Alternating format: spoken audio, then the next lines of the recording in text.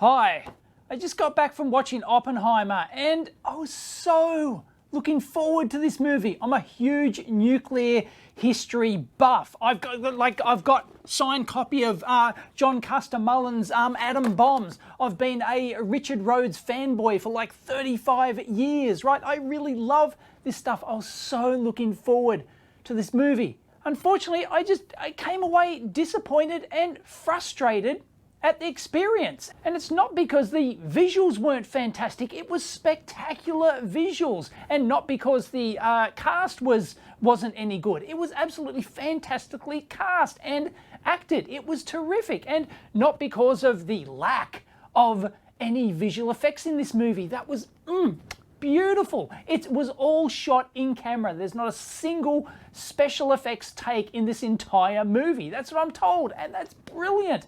But I came away disappointed and frustrated. Why?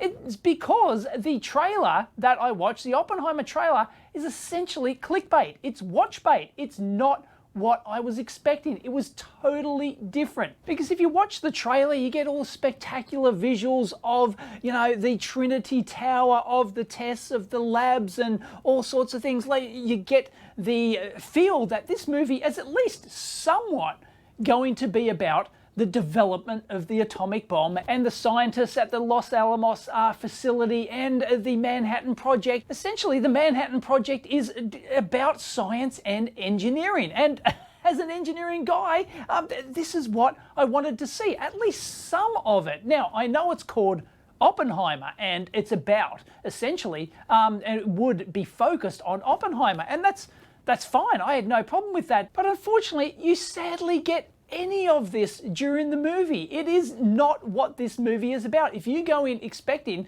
to see engineering and science and, you know, or at least some of that, you're going to be bitterly disappointed. It's really, that's just an absolute side note. You hardly see any of it at all. In fact, the trailer shows most of the stuff that you're going to see in regards to the Los Alamos facility and the Manhattan Project and everything. It basically skips over all of the physics and the development of the atomic bomb. But basically, Christopher Nolan just throws you a few bones about the scientists that work on this. There's, you know, quite a few scenes where the scientists get together and discuss stuff, but it's not in depth. You don't get to see any of the development. You don't get to see any of the engineering and the tension behind all that and the race and all the design and development, engineering and scientific and physics achievements that went into the Manhattan Project. It's not what this film is about. And that's what the trailer made me think it was going to be about, or at least somewhat. But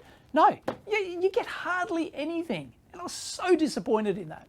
For example, in the trailer, you see them, you know, walking across the field to the stadium. Under the stadium is where they developed the first sustained nuclear fission pile. And, you know, you really expect to see a lot of that sort of stuff in the movie, but there's nothing. That scene's basically, I don't know, a minute, 2 minutes long, and they don't actually talk about the development of the pile or anything. It's just Oppenheimer turns up and, you know, some Geiger counters go off and, oh yeah, it happened, and boop, off you go. There's just no technical detail for us nerds, unfortunately. What about the huge effort that went into all the refinement of the materials and doing all that sort of stuff? Nope, zip, nada. There's none of that in the movie whatsoever. All of that massive development that went into producing all the fissile material required is just represented by some marbles in a glass thing that's, you know, almost like a MacGuffin through the movie where they keep filling the glass up. Oh yeah, we've got more and more material, and that's it. There's nothing else. And you see the test tower in the trailer and you see the labs and you think you're going to get a lot, you know, at least some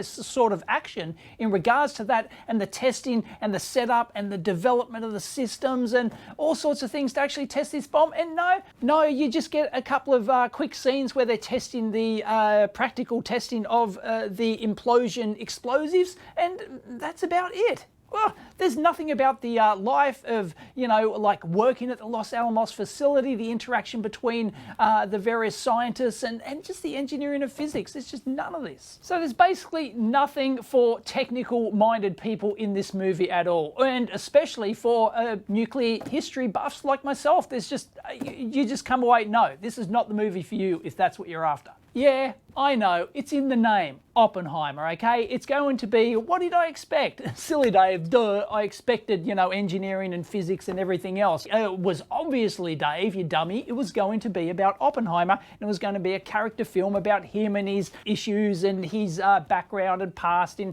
regards to communist stuff and things like that. Obviously, it was going to be about that. Well, I don't know, that's not what I took away from the trailer. This is basically a character film about Oppenheimer and the Red Scare, basically. I mean, seriously, take a shot every time they mention the word communism or communist or commie in this movie, and you'd have to be taken out on a stretcher. And there's nothing wrong with that, of course, if you go into the movie expecting that, but that's not what I got from the trailer. In fact, there's only one hint, one little 1 second visual thing in the trailer that even hints at what this movie is actually about and what its plot arc is. And it's actually really no surprise if you look at the cast list from the Internet Movie Database. Here it is here. And do you see any scientists? No, it's because it's not focused on the scientists or the engineering or development of the bomb. It's focused on basically the Red Scare politics of the whole time and Oppenheimer's questionable past and his infidelities. There's multiple infidelities in the film and it's all intertwined and it's all about that essentially. So here's a plot arc spoiler alert if you don't want to hear it, okay? So turn off now. So the story arc of this movie, which starts right at the start and is tied together quite nicely at the end, I've got to admit, it's tied together. The ending's really, I quite enjoyed the ending. It was one of the highlights of the movie for me. But it basically involves Oppenheimer and Lewis Strauss, who's played by Robert Downey Jr. He's almost unrecognizable in this, plays a really good role. He's in it a lot. And Lewis Strauss was the head of the Atomic Energy Commission at the time. And basically the film starts with Oppenheimer in a post-war, not really a trial, but a sort of interrogation over his communist ties and whether or not he would lose his security license. And the whole movie's basically pretty much a flashback to fill in the blanks of while he's going through this interrogation. He's in this room being interrogated after the war. So they keep flashing back and forth again and again and again between various time periods. And you just get, like, they do it so many times, you just get totally confused over what's happening when and where. It's just nuts. But do you get any hint of this in the trailer? No, you just see one little glimpse of Robert Downey Jr.'s character, Lewis Strauss, in there, and that's it. It's clickbait, but that's what the entire movie's about, and there's nothing wrong with that if you enjoy those, flashback character arc movies. It's probably, you'll probably enjoy it if you go in knowing that's what the film's about. So that was the first annoying thing about this, was basically it was, all these flashbacks to and from this interrogation thing and overall arcing theme in the movie. That was annoying enough. But, oh my God, like, people warned me about this, but I had no idea that my theatre was capable of physically shaking my seats and had this low frequency response that it did. And you think, oh, it's about the atomic bomb. Okay, you expect explosions. No, this is during all of the dialogue scenes. Oh my God. For most of the film, during the dialogue scenes, there's this annoying, loud, pulsating kind of music, background music that just swamps the dialogue in the film. It does actually go dead silent in, probably a handful of points during the movie from what I remember, but they seem to be like at the wrong times when you want to hear, like nice subtle dialogue, important dialogue between characters, and there's this loud, frustrating, thumping music over the top of it. No, it's so annoying. You just want to yell at the screen, shut the hell up. And you want to do that for like 3 hours. And it's like Nolan is trying to put you inside Oppenheimer's head, but Oppenheimer's got like migraine headaches, so you've got to experience those migraine headaches too. And yeah. The theatre I was in was absolutely packed. And when I was walking out, I heard people, talking about, oh, that was weird. That sucked. Jeez, what the hell was that? What was that on about? I didn't get that. Like, people, this is all I heard saying. Nobody came out saying, wow, wow, that was absolutely fantastic, can't believe it.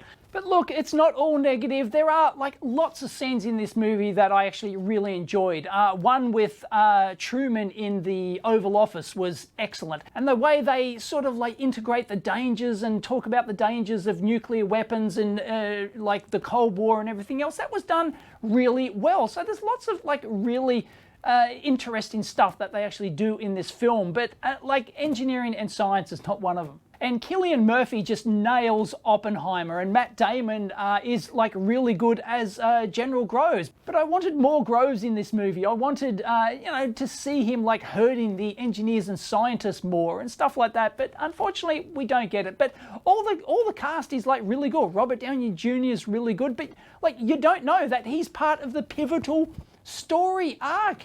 So the entire story arc is Oppenheimer and Lewis Strauss and how he ends up losing his security clearance after the war. And it's like, okay, well, all right, he was into communist stuff, and his wife and other people, other affairs that he had were with communists, and it's all about the Red Scare and stuff like that. And that's like, okay, he loses his security clearance in the end and had trouble getting his security clearance during the Manhattan Project, and should they have picked him to lead it and all this?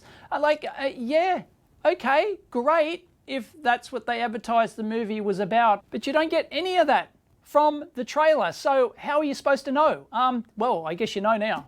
I can't help but see this as a complete wasted opportunity to showcase at least some of the engineering and science. Okay, fine, you want to have that character film and that intro, that's absolutely fine. I got no argument over that, if that's how you want to do the character arc. In fact, as I said, the way they tied it together in the end was it was really quite nice. I actually enjoyed how they finally tied it together in the end. As annoying as it kind of was, switching back and forth in time between this interrogation thing all throughout, they ultimately did tie that arc together, and it kind of worked. But with 3 hours of runtime, they built the entire town, they built the Trinity Tower, they built the bomb and stuff. Like, where's all the engineering and science in this thing? At least throw us more than the couple of bones that we actually got. It just completely misses out on the engineering and science. And ultimately, the Manhattan Project was about engineering and science. But okay, it's called Oppenheimer, and well,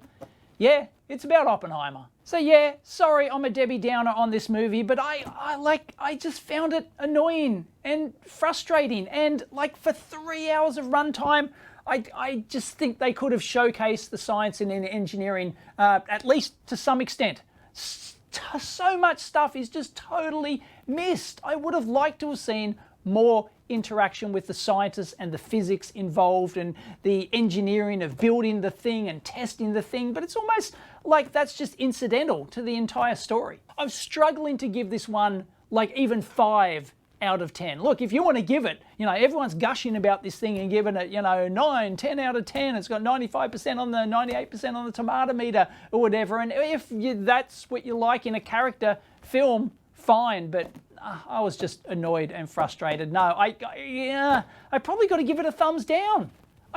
No, I'm done. Anyway, am I the only one that thought this way? Sorry, is it just me being a nuclear history buff and a engineer who wants to see at least some engineering in this thing? Is that too much to ask? I don't know. Leave your thoughts and comments down below. I hope I'm not the only one. Catch you next time.